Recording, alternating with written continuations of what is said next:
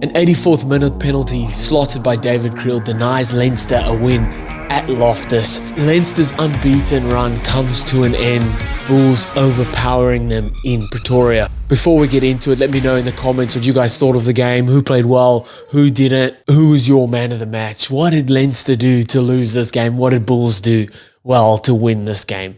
Let me know in the comments. Hit that subscribe if you haven't already. Let's get into it. We'll stay on the Bulls first, on the home side first. Look, probably all around not the best game.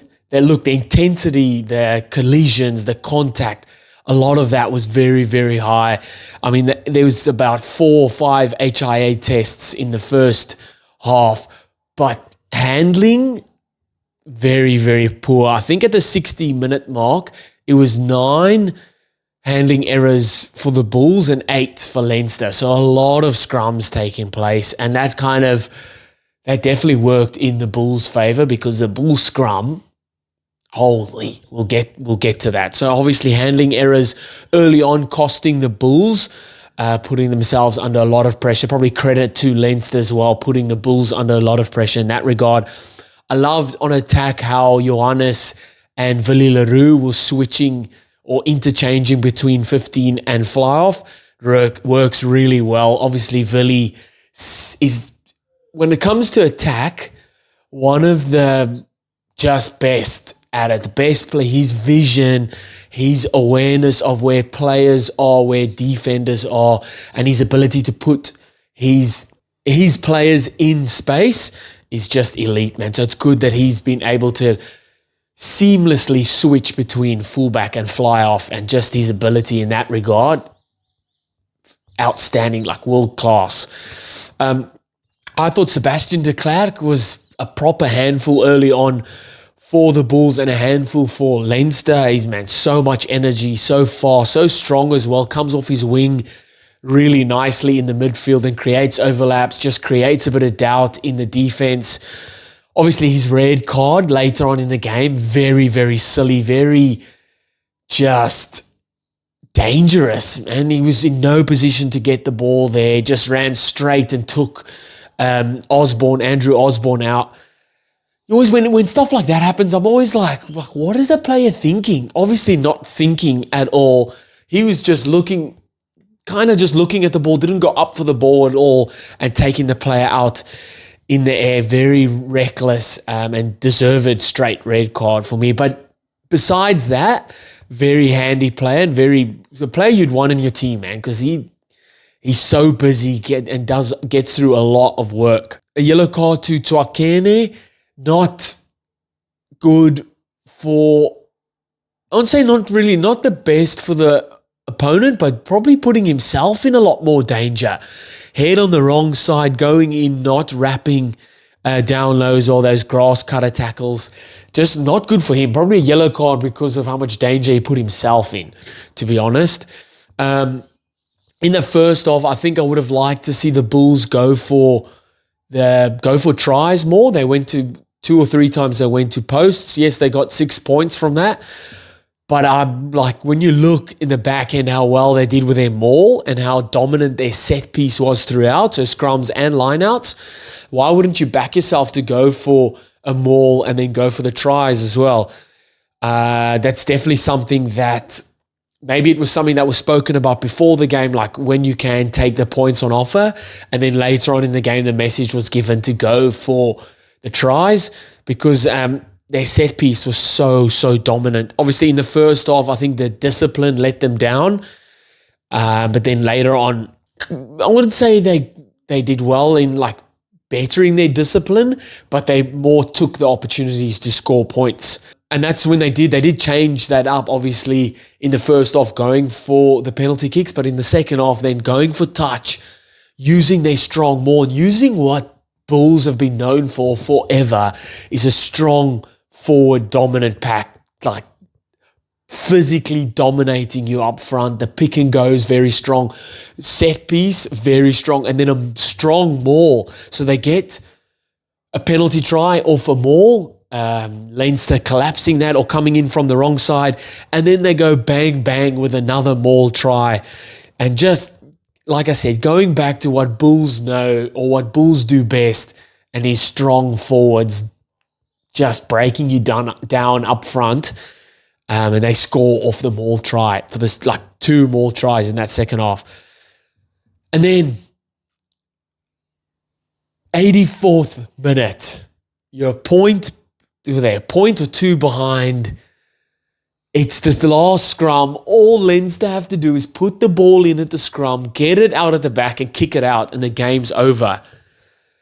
But this Bulls scrum coming in clutch, they're so dominant. As soon as that ball went in, Leinster's scrum was in reverse.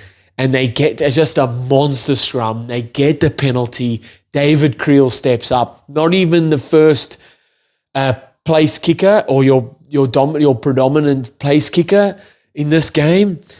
David Creel steps up, ice in his veins, knocks it over. How good for Bulls to get the win here. And to end Leinster's unbeaten run. I think it's 12 in the URC. 12 games. Unreal. What a win. A huge win for the Bulls here. Going over to Leinster. What about the skill from Tommy O'Brien to set up Jordie Barrett's try? Oh man, up and under. No one gets it from the Bulls. Puts it on the boot again. Collects it. Patience from Leinster, really good here. Not getting too, what do we do now? Calm, consolidate, spread the ball when needed. Jordie Barrett's going to run you a straight line there. Beautiful line and goes over untouched. Smart play. They're not getting too excited, being patient with the ball and then spreading it when they needed to. And you can trust Jordie Barrett to run you a good straight line there to go over untouched. 2 HIAs to the forwards in Leinster, 20 minutes in, obviously threw a spanner in the works. Luckily, they did go with a 6-2 split, but it just shows the physicality of this game. The collisions were it was test level stuff. And there was a ton of HIAs. I think in the first half, there was 4 or 5 Leinster players that went off for HIA tests. There's a disallowed try in the first half of Erge Snyman holding a player back. Lovely work there from Leinster, but obviously because it only was lovely work because Erge Snyman was holding that player back. So like plenty of opportunities to score tries. I think Leinster had in that first half, but can be kicking themselves because of these small errors. There's a few times where they got the ball easily turned over or just isolated rucks, getting the ball turned over or a bit of handling errors. Yes, it come down right to the end where Bulls slotted that penalty to win it, but Leinster could be kicking themselves because they had ample opportunity to score a lot more points in this game. I thought Will Connors was fantastic. I saw he won player of or man of the match, but he was, everywhere. You just see that blue headgear just running across the field, just making a ton of tackles, hitting a ton of rucks, carried the ball a lot of times as well. He was fantastic. Welsh fans, I'm guessing he is Irish. Is that someone that's in the works to maybe make that step up into international rugby? What do you guys think? He was fantastic against a physical Bulls pack. He stood out for me for sure. Andrew Osborne's try in the corner, lovely bit of interplay between backs and forwards. Tommy O'Brien, I think it was Jimmy O'Brien this time, coming around the corner and then straightening up the line, throwing the little dummies, ball in 2 hands, keeping that defense true. Can't just shift off him because he still has the ball. He's throwing. If you're going to shift, he's going to go straight. Throws the dummy, gets the defense to set, creates that overlap out wide, and O'Brien dots the ball down in the corner. Lovely bit of play there. And you think at this point, Leinster 11 points up, kind of in cruise control, kicking the penalties. Byrne was like when he needed to, monster penalty at the end there to go ahead. And you think, this is it. They're doing really well against the Bulls team away from home. They kind of got this one in the bank, but holy credit to the Bulls and credit to the Bulls forwards, man. That just scrum dominance, but also line-out dominance. You'd think someone with Erge Snyman's prowess or skill in the lineouts that Leinster would have their lineouts down pat, but this Bulls team, this Bulls forwards in particular, fantastic at set piece time and really won it for me. If there was a man of the match to be given to the Bulls, it was their whole forward pack. Really, really good at set piece time.